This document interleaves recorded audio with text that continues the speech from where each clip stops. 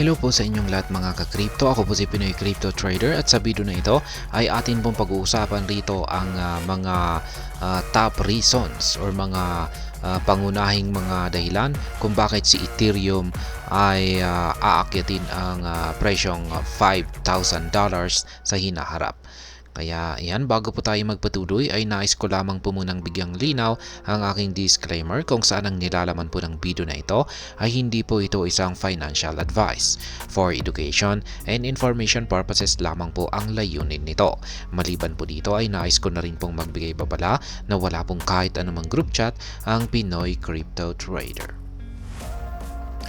Ayan, ang unang dahilan po rito kung bakit magagawang akyatin ni Ethereum ang presyong $5,000 sa hinaharap ay ang tinatawag po nilang the Denkan upgrade.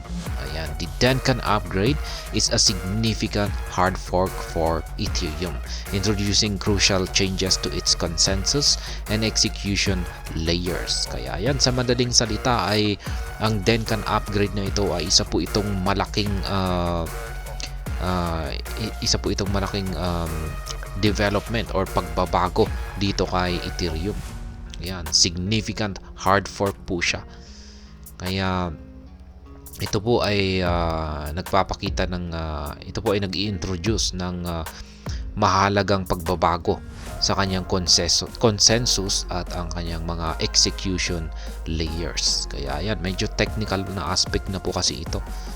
Yan, pero sa madaling salita ay magkakaroon po ng improvement, matinding improvement itong si development sa pamamagitan po ng Denkan upgrade na ito. Denkan upgrade portrays a long-term impact on Ethereum. It strengthens Ethereum's fundamentals, making the protocol more attractive for developers and users. Investors can anticipate improved network performance, potentially positively impacting Ether's value. Kaya yan, long-term daw po ang magiging impact ng Denkan upgrade na ito kay Ethereum. Ayan, or tatagal yung kanyang tatagal po siya. Kaya ayan, at ito ay magbibigay po ng matinding fundamentals para kay Ethereum at mas ginagawa po ng Denkan upgrade yung protocol nito na mas kaakit-akit para sa mga developers at users. Kaya ayan, dahil dito ay inaasahan po ng maraming mga investors na ayan, ang improvement sa network performance ni Ethereum dahil dito sa Denkan upgrade ay magdudulot po ito ng positibong impact sa presyo ni Ethereum. Denkan represents a milestone in Ethereum's journey, reinforcing its position as a leading blockchain platform. Investors perceive this upgrade as a market move, believing the next breakout could push Ethereum to $5,000, achieving a new all-time high. Kaya yan, isa pong matinding milestone yan or development itong Denkan upgrade na ito para kay Ethereum. Kaya ayan, marami pong mga investors ang naglalabas ng kanilang mga predictions. Yan, or inaasahan po nila na ang Denkan upgrade na ito ay siyang magpapagalaw ng matindi. Yan, siya ang magpapagalaw ng matindi sa presyo nitong si Ethereum para ito ay para umakyat ito sa presyong $5,000 at makapagtala ng kanyang panibagong all-time high na presyo. Yan, dito naman po tayo sa pangalawang dahilan ay ito naman po ay ang Ethereum ETF. Potential launch of new spot Ethereum exchange traded funds in May could lead to Ethereum surging in value similar to the impact of Bitcoin ETF.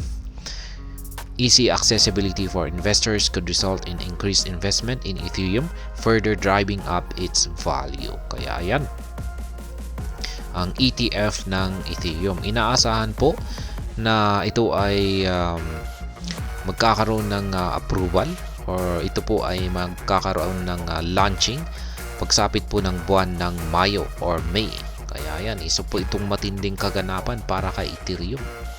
Kasi kung nagkaroon na po ng Ethereum ETF or Exchange Traded Fund, ay makakaranas na rin po ito ng ng paglago sa kanyang presyo, tulad po ng naging impact ng ETF dito na rin kay Bitcoin.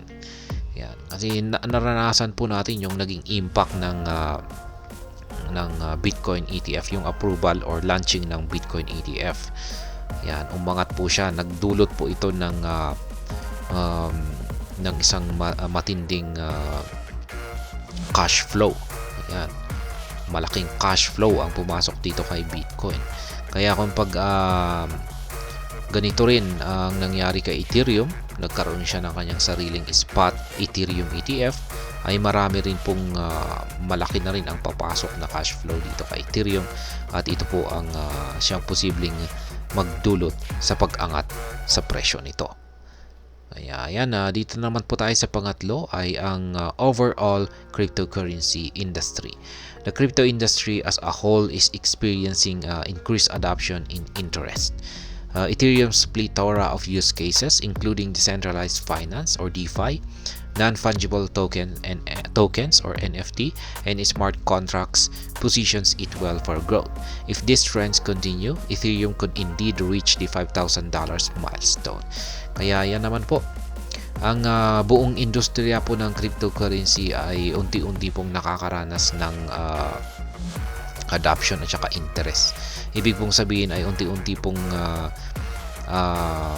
ito ay nakikilala ng mas maraming tao o ang buong mundo.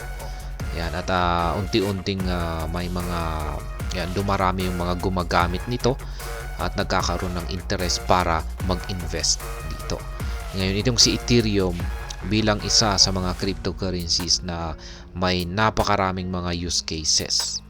Yan, at ayan, marami po siyang mga decentralized finance, mga NFTs, ayan, at marami pang iba. Ay yan, isa po siya sa mga